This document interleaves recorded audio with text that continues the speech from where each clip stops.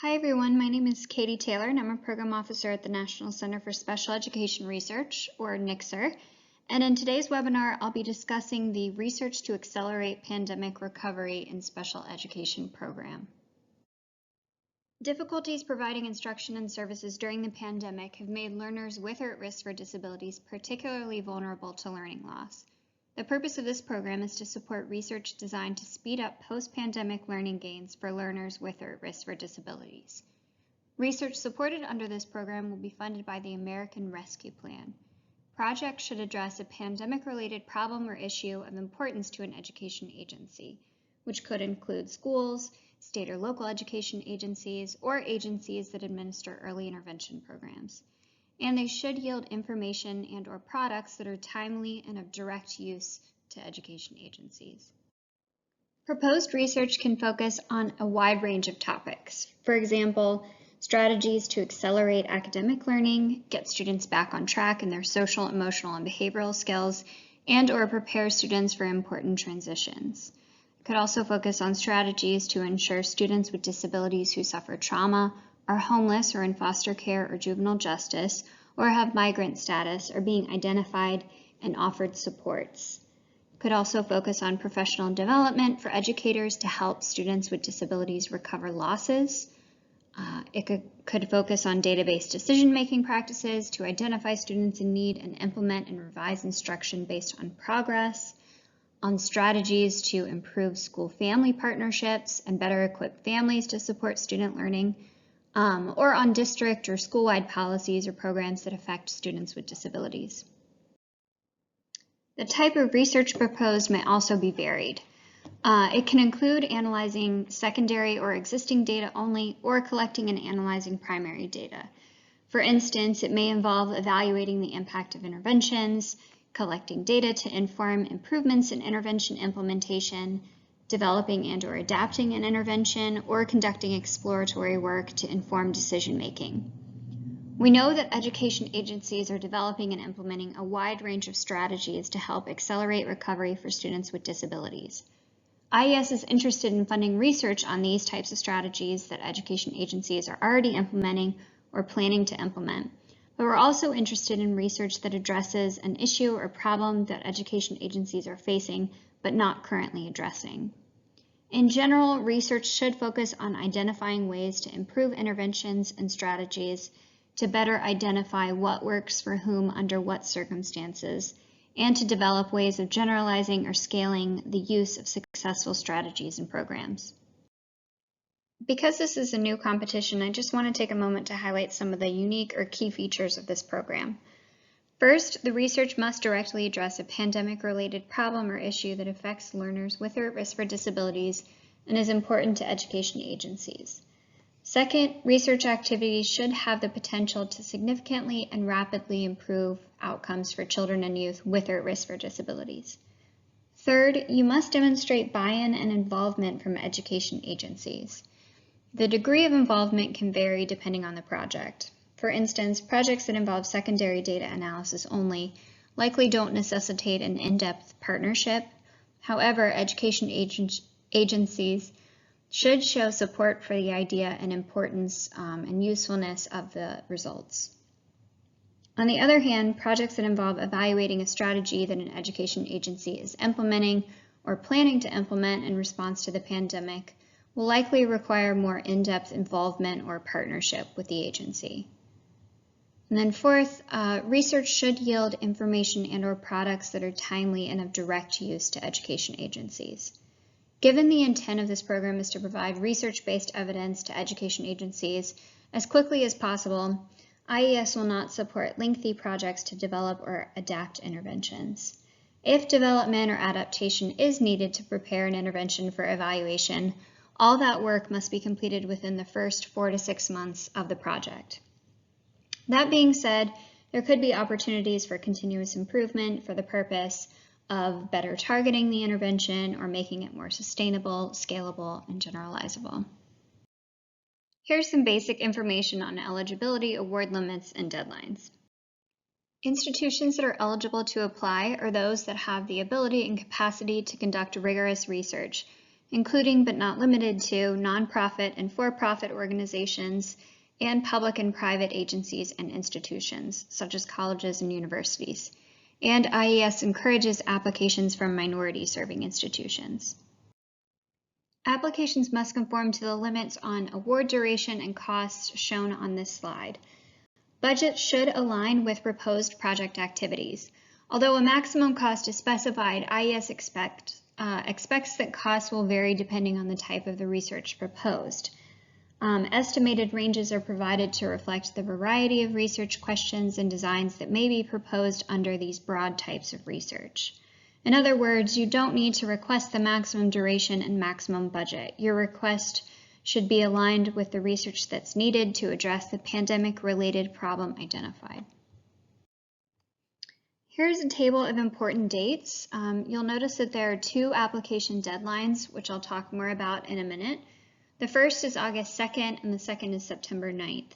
The possible start dates are different for each. If you apply to the first deadline, your start date can be as early as January 1, 2022, or as late as March 1, 2022. If you apply to the second deadline, the start dates are the same as our typical competitions and can be anywhere from July 1 to September 1, 2022. Letters of intent are due June 30th if you're thinking about submitting to the first application deadline, and July 15th for the second deadline. If you miss the letter of intent due date, don't fret, you can still apply. However, I would strongly encourage you to reach out to me or one of the other NICSR program officers to let us know that you plan to apply and discuss your research idea. And then there will also be 2 virtual office hour sessions related to this competition specifically. The first is on July 6th at 2 p.m. Eastern, and the second is on July 30th at 1 p.m. Eastern. And this will be a time for you to ask questions and hear others' questions about this program. Moving on to the general requirements. Your application must meet a set of general requirements to move forward for peer review. I'm going to go through each of these in the next few slides. First, your research must focus on children and/or youth with or at risk for disabilities. Your sample can include children as young as those in early intervention, all the way through post-secondary education. You can see here on the slide how we define disability and risk for disability. I just want to emphasize that risk for a disability is identified on an individual basis. So you should clearly identify the disability or disability categories that your sample is at risk of developing and present research-based evidence of an association between risk factors in the proposed sample and the potential identification of specific disabilities. Evidence consisting only of general population characteristics, such as labeling children and/or youth as at risk for disabilities because they are from low-income families or are English language learners, is not sufficient for this purpose. I'll also note that learners without disabilities may be included in your sample if appropriate for the research questions. For example, kids with and without disabilities may be educated together in inclusive classrooms. Learners without disabilities could also be part of the comparison population. Research must be relevant to education in the U.S. and must address factors under the control of the U.S. education system, which means that your research should take place in, or the data you're analyzing should derive from, education settings as shown on this slide. The RFA acknowledges the wide range of formal settings in which education is delivered, including homes, natural settings for early childhood special education or early intervention services, child care centers, preschools, public and private K-12 schools and alternative schools and settings, and colleges and universities. Settings can also include after-school, distance learning, or online programs that are under the control of education agencies. IES does not support research that occurs in informal contexts outside of U.S. education systems. Research must address and measure one or more student outcomes that support success in school and afterwards. These may include developmental, school readiness, literacy, STEM, or science, technology, engineering, and/or mathematics, social, emotional, behavioral, functional, secondary or transition, or post-secondary outcomes. Outcomes should be assessed using high-quality, commonly used measures of broad interest to educators. For example, when state assessment scores or measures of successful progression through education systems, such as attendance, progression, degree completion, are available, accessible, and appropriate for both the constructs and the learners being assessed, they should be included. There is an additional requirement for applicants who submit proposals for the first deadline. Keep in mind that these projects would have an earlier start date, sometime between January 1 and March 1, 2022. So the idea behind having an earlier deadline is that we're trying to support work that needs to begin more quickly during the 2021-2022 school year, because of the nature of the project and or the position that the education agency is in. There is no competitive advantage to applying early. So the requirement is to describe how the project would meet one or more of the criteria on the slide, and this description would go in the significance section of the project narrative. So essentially you would need to show that the project would involve evaluating an intervention that education agencies are poised to initiate in the 2021-2022 school year, and for which pretest or baseline data will be available or feasible to collect, or that the project would involve developing or adapting an intervention that education agencies plan to implement within 4 to 6 months of the start of the project, or that the project would involve analyzing existing data that are available at the time of applying and would inform decisions related to pandemic recovery that education agencies need to make within 4 to 6 months of the project, and or that the project would build upon ongoing research that provides a time-limited opportunity to address meaningful and urgent questions around pandemic recovery by collecting additional data from a current sample or analyzing existing data to inform decisions that education agencies need to make within 4 to 6 months of the start of the project. In addition to the general requirements, there are also requirements and recommendations for the project narrative that I'll discuss now. In the next few slides, I'll talk about the project narrative, which, along with the appendices, provides most of the critical content of the application. The project narrative for this program must not be more than 15 pages, which may be less than what you're used to with other IES grant applications. So if the narrative exceeds this 15-page limit, IES will remove any pages after the 15th. In the RFA, we do provide recommended page lengths for each section of the narrative. So the narrative is composed of 4 sections: significance, research plan, personnel, and resources.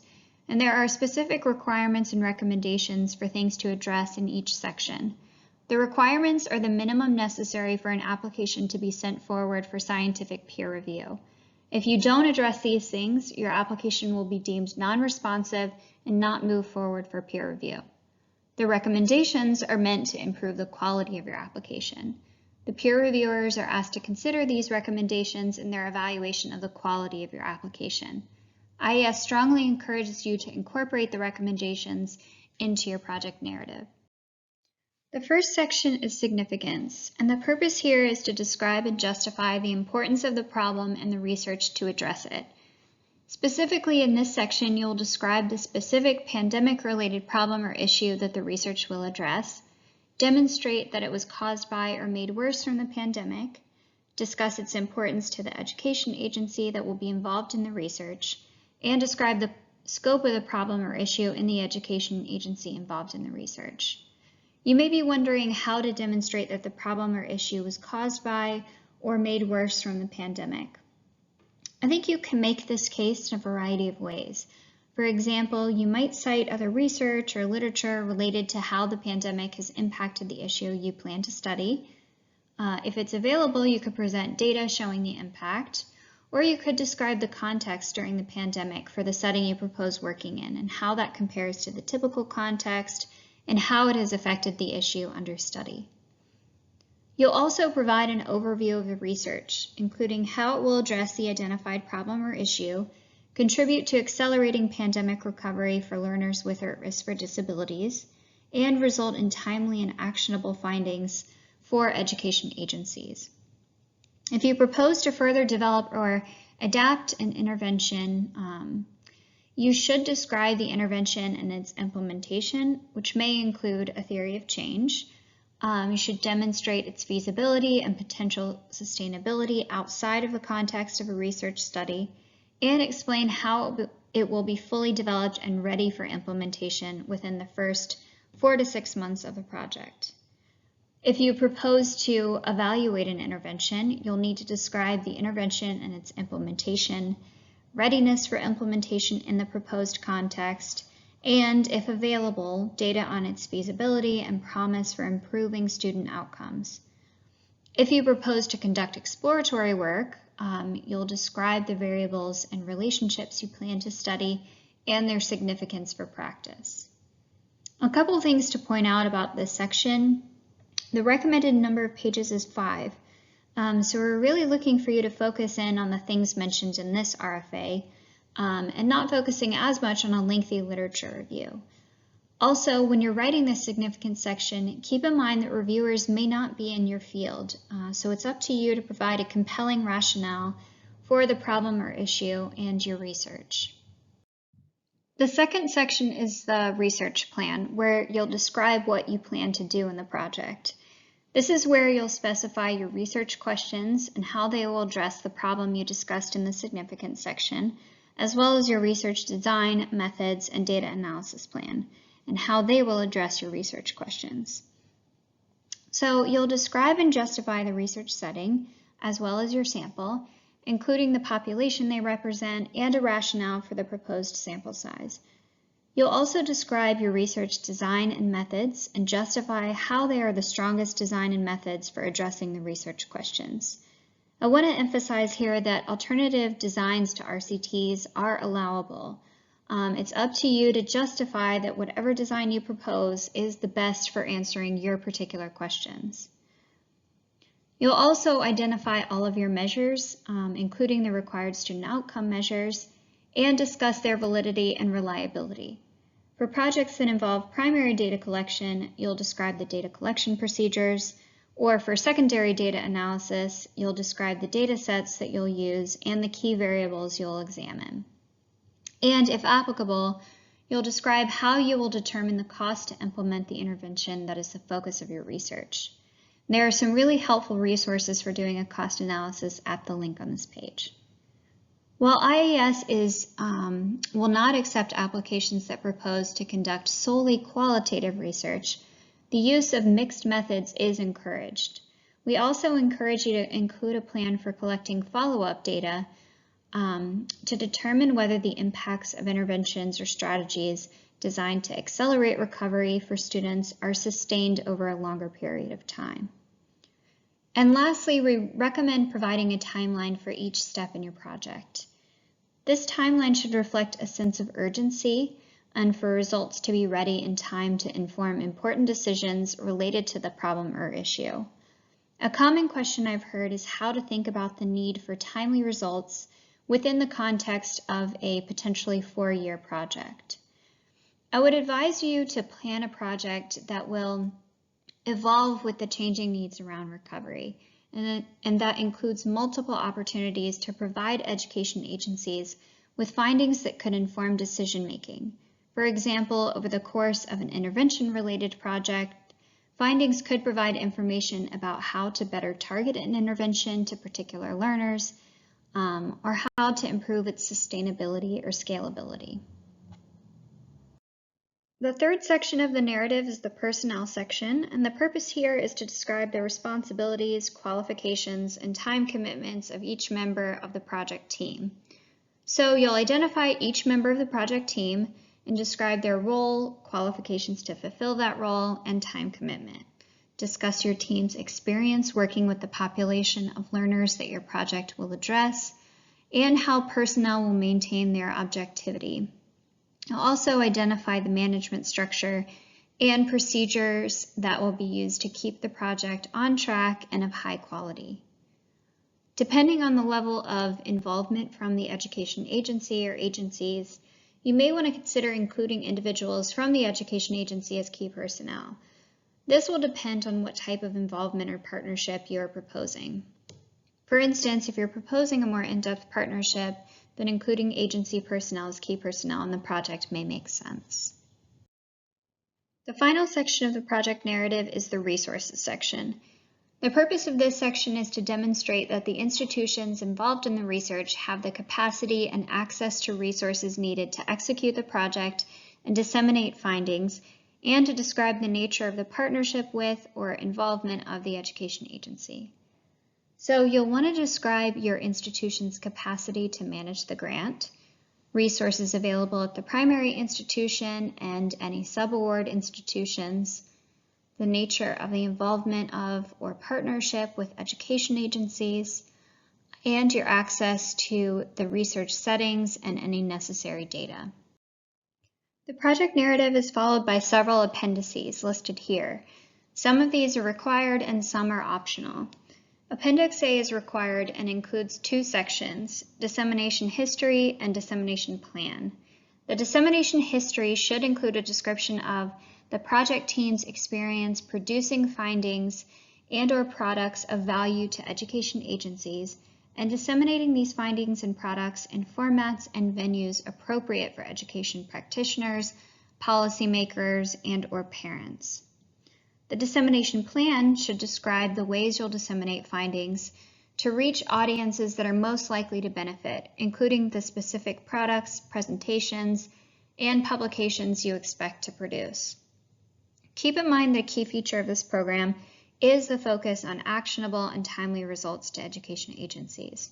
So in developing the dissemination plan, think about multiple opportunities over the course of the project to share important information with agencies that may help guide their decision making.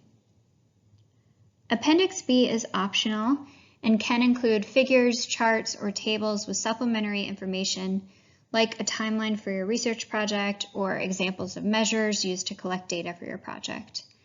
Appendix C is also optional and can include examples of intervention materials if relevant for your project. Appendix D is required and includes letters of agreement from the education agencies that will be a part of the research or provide data for the proposed research. You can also provide letters for consultants if applicable. These letters should include enough information to make it clear that the author of the letter understands the nature of the commitment of time, space, and resources to the research project that will be required if the application is funded.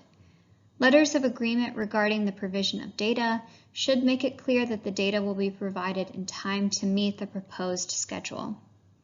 For this program specifically, letters from education agencies should demonstrate the importance of the problem or issue being addressed in the research, indicate their expected level of involvement in the research, describe the time frame in which the research needs to be done in order to provide useful and actionable information, and specify a commitment to facilitating access to schools or other education settings needed for the research. Lastly, here are some key steps in writing and submitting an application. First and foremost, read the RFA carefully. Second, if you have questions after reading the RFA, email me or another NICSR program officer. If you have general inquiries about the program, then email me. If your questions are more specific to your field of research, then you should reach out to the program officer with the relevant experience as shown in the RFA. The best thing to do to initiate a conversation is to email a brief description of your ideas and some questions, and we can set up a time to talk. Unlike some other agencies, IES program officers are completely separate from the peer review process, so we're able to work really closely with applicants. And so that can range from discussing and brainstorming ideas to even reviewing full drafts of applications. Next, I strongly encourage you to submit a letter of intent. If you submit a letter, a program officer will reach out to you about your project. As I mentioned, if you miss the deadline, you can still apply, but the letters of intent are helpful for the Office of Science in determining what type of expertise will be needed for the peer review panels. I also recommend checking out the other on-demand webinars that may be useful to you in preparing and submitting an application. You can also attend the virtual office hours that I mentioned previously. There will be 2 of these question and answer sessions that are focused on this competition specifically, and there are several others that will be offered that may be relevant or useful. More information can be found at the website listed on the slide. Then, to prepare for submitting your application, you should download the application package from grants.gov, and also be sure to follow the guidance in the IES application submission guide.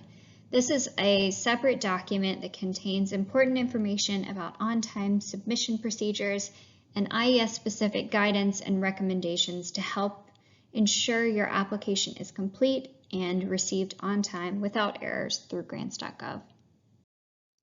So that's all I have for you today. Thank you for listening.